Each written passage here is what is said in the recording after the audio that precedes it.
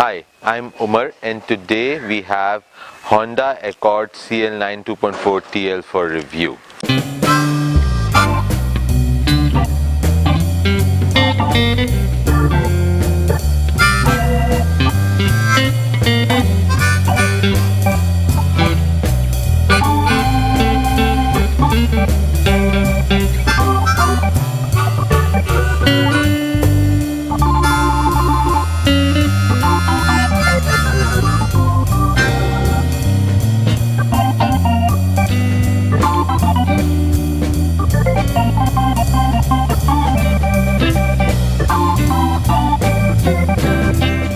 The car has been provided to us by one of our subscribers, Abdul Samad.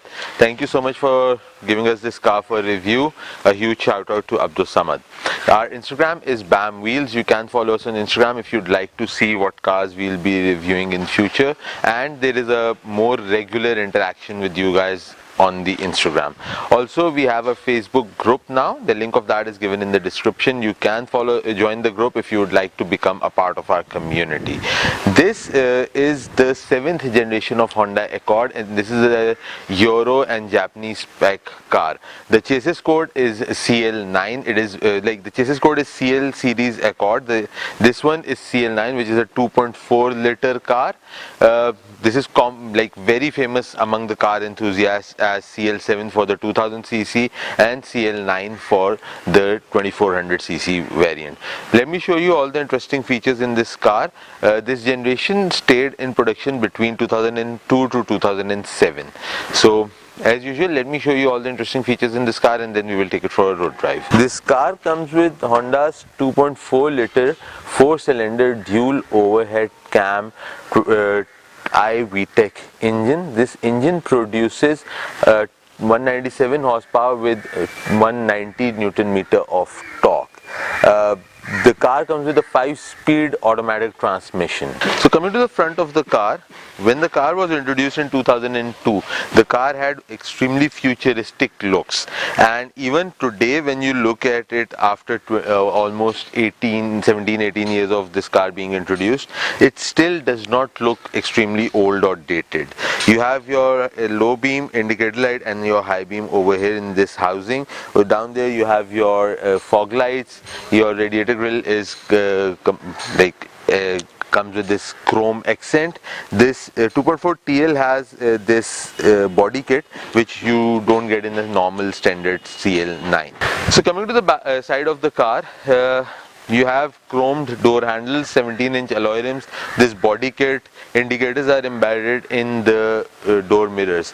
Now, one thing that I would like to mention over here is that this particular generation of Honda Accord was also the car of year. This got awarded as car of the year award when it was launched. So this is the key of this Honda Accord. You have Honda's logo on here. This is the lock and unlock button, and this button opens the trunk. So when you step inside the car, you have your mirror controls with the retractable button, door locks, all window powered window buttons. You have this door pocket, a door speaker. The car has leather seats, and then you have electric seats as well. So this car is has a lot of options. The only two options it doesn't have is heated seats and the sunroof. Over here, if you look, this is to open your trunk. The doors have these courtesy lights as well. This is to open your boot and the fuel lid. The parking pole and traction control buttons are over here. Now you have a multifunction steering wheel. You have your call for features. I think this is all like it is, but this is cruise control and this is the media control button. That's what I think it is. Let's just start the car.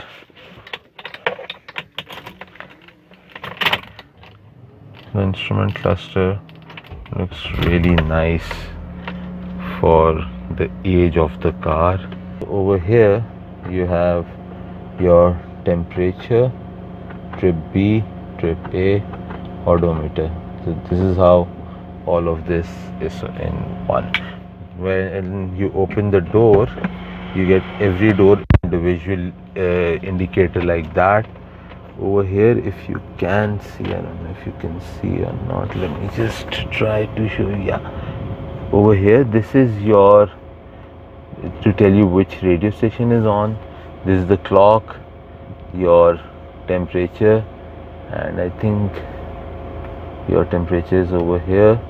You have this radio station thing, your clock, and all of that. Now in this screen, this looks like a little dated because of the age factor of the car. Then you have your dual climate control, so both passenger and driver side, they have their different climate controls. Your audio controls are over here. In this screen you have a couple of options. Let me just go out. So this is your fuel average, so it's all Chinese, but the range is 104 kilometers. This is probably your average speed. This is your fuel average. Then you go back, there are a couple of options, but it's all in Chinese, so you cannot see much apart from these two options over here. Then coming down, this is your CD and DVD thingy over here. Then you come further down, you have this lighter and ashtray, your automatic gearbox, and this is like very nice with the fabric, and all the newer Civic I think has the similar thing now. Your two cup holders, your console, so there is console number 1 and then there is console number 2. You have your glove compartment over here. It's locked, so I won't open it. Probably they have something in there, so I shouldn't open it. Your sun visor, it comes with this light, but probably this light is not working now. You have these two dome lights over here. Then this is your sunglasses holder,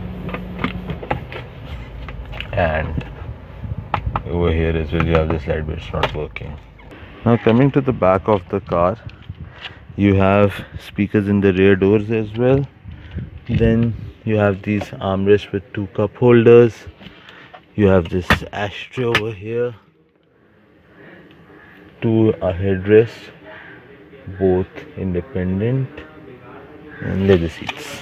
Okay, so I'm sitting at the back of this car. The seat is reclined all the way at the back, and my leg space is not good. The head space is very decent.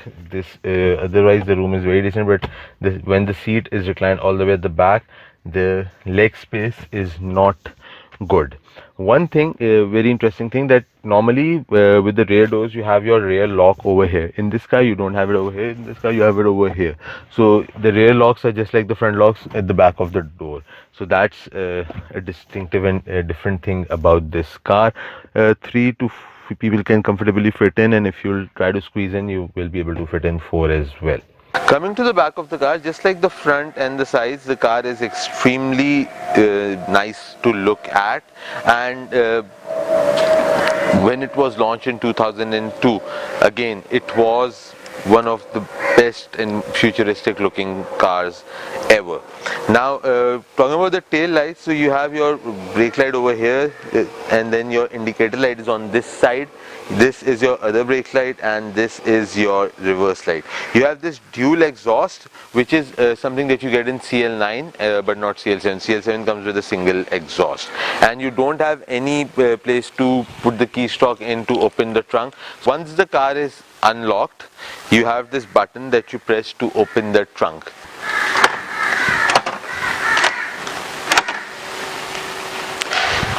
A very spacious trunk, like it's extremely good sized trunk. All over there you have a spare wheel, so not a lot to tell about the trunk except for the fact that it's a very spacious trunk. So these are all the features of this Honda Accord. Now let's take this car for a road drive. Alright, so now we are driving this Honda Accord CL9.